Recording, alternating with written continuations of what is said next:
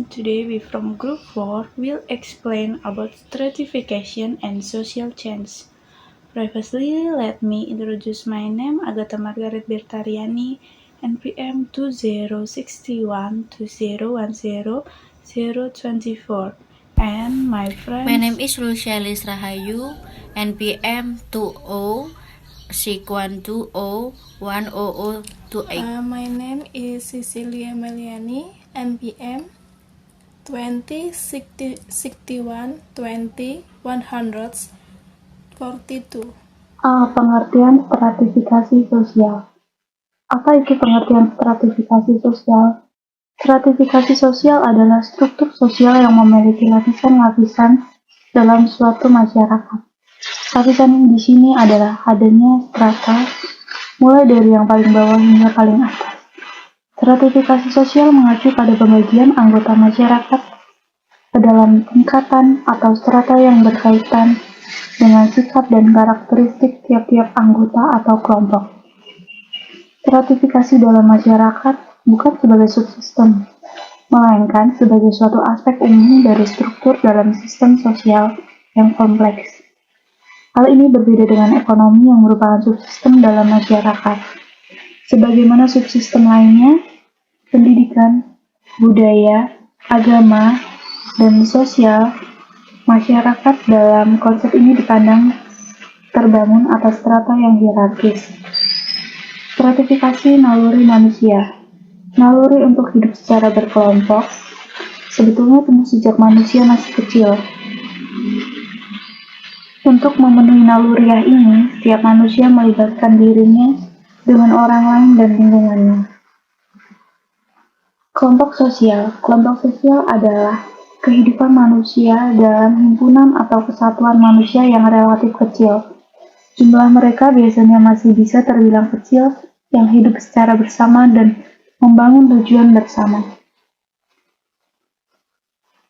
Dalam kehidupan masyarakat kontemporer, stratifikasi sosial memiliki dua bentuk, yaitu kelas dan status. 1. Kelas. Apa itu kelas? Secara historis, kelas merupakan pembagian penting dalam teori Karl Marx tentang masyarakat. Teori ini merupakan perlunya perjuangan kelas, yaitu perjuangan kaum proletariat melawan kaum borjuis dalam usaha mengawasi sumber-sumber produksi. Parker, 1992. 2. Status. Adapun status menunjukkan tingkat posisi seseorang atau kelompok yang ditentukan oleh berbagai faktor.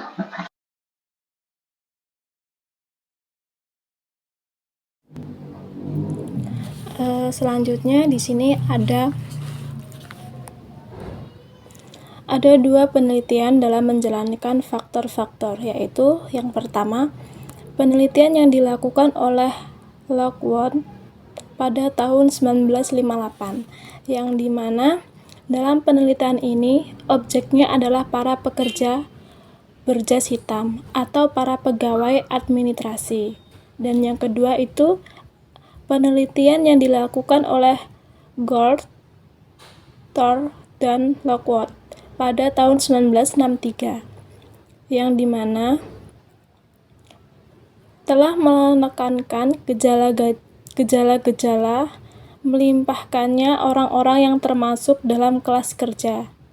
Keduanya menyimpulkan bahwa walaupun ada kemajuan ekonomi, golongan kaum buruh dengan masyarakat kelas menengah, jurang pemisah antara mereka masih sangat lebar.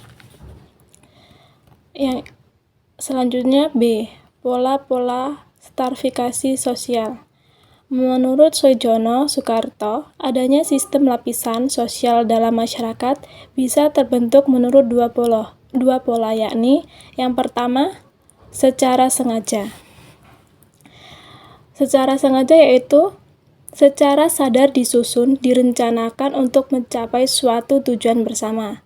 Yang kedua, dengan sendirinya. Dalam proses pertumbuhan masyarakat, faktor-faktor yang mempengaruhi sistem stratifikasi sosial dalam suatu masyarakat yaitu ada dua. Yang pertama, perkembangan struktur sosial ekonomi masyarakat, yaitu dari pola masyarakat agraris ke pola masyarakat industrial yang memiliki dampak luar biasa dalam perkembangan struktur sosial ekonomi masyarakat. Yang kedua, perkembangan struktur sosial politik masyarakat, yang dimana dari pola masyarakat feodal agraris ke masyarakat industri demokratis mempengaruhi bagaimana cara dasar stratifikasi, yakni hal yang dipandang berharga didistribusikan di antara warga masyarakat, apakah pincang atau merata. Dan selanjutnya C, perubahan sosial, pengertian dan perkembangannya.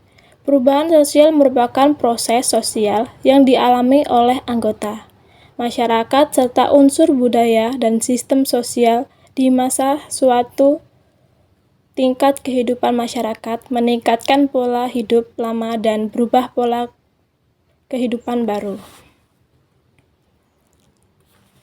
Yang hal-hal penting perubahan sosial menyangkut aspek yang pertama, perubahan pola pikir masyarakat, kedua, perubahan perilaku masyarakat, yang ketiga, Fase-fase perubahan sosial. budaya masyarakat, yang Masyarakat keempat, memulai perubahan kehidupannya aturan dalam beberapa hukum fase masyarakat. berikut. Yang pertama, fase primitif, yaitu manusia hidup secara nomaden dan terisolasi dengan lingkungan alam dan sumber daya makanannya yang menentukan kelangsungan hidupnya. Yang kedua, fase bercocok tanam atau akurutural. Fase ini dilakukan ketika pola pikir masyarakat mulai berubah. Yang ketiga, fase tradisional dengan hidup secara menetap di suatu tempat tertentu. Yang keempat, fase transit, kehidupan desa sudah sangat maju dan isolasi terhadap salah satu kelompok masyarakat untuk mulai berkurang. Yang kelima, fase modern, ditandai oleh peningkatan kualitas perubahan sosial yang lebih konkret untuk meninggalkan fase transisi. Dan yang keenam, fase postmodern ialah suatu fase perkembangan masyarakat yang mulai diintrodusir di Amerika Serikat pada penghujung tahun 1980-an. Selanjutnya, konsep analisis 5 dimensi atau komponen post-industri masyarakat. Yang pertama, menyangkut struktur ekonomi, yaitu masyarakat menghasilkan barang, selanjutnya beralih menjadi masyarakat penghasil jasa. Yang kedua, terjadi di lapangan pekerjaan. Di sini terdapat perubahan dalam jenis kerja, yakni keunggulan kelas profesional dan teknis. Yang ketiga, pengetahuan teoritis sebagai inovasi dan pembentukan kebijakan bagi masyarakat. Dan yang keempat, orientasi masa depan yang mengandalkan teknologi dan penaksiran teknologis. Terus yang kelima, mencakup pengambilan keputusan dan penciptaan teknologi intelektual baru. Selanjutnya, sifat-sifat yang menonjol pada masyarakat postmodern menurut Bugin 16, 2006. 1. Memiliki pola hidup nomaden, artinya kehidupan masyarakat yang terus bergerak dari suatu tempat ke tempat lainnya, menyebabkan orang lain sulit menemukan secara ajeng, termasuk pendeteksi tempat penetapannya. Terus yang kedua, secara sosiologis, mereka berada pada titik nazir antara struktur dan agen. Terus yang ketiga, manusia postmodern lebih menghargai privasi. Yang keempat, kehidupan pribadi yang bebas menyebabkan orang-orang postmodern menjadi sangat sekuler. Yang kelima, pemahaman orang-orang postmodern yang lebih bebas.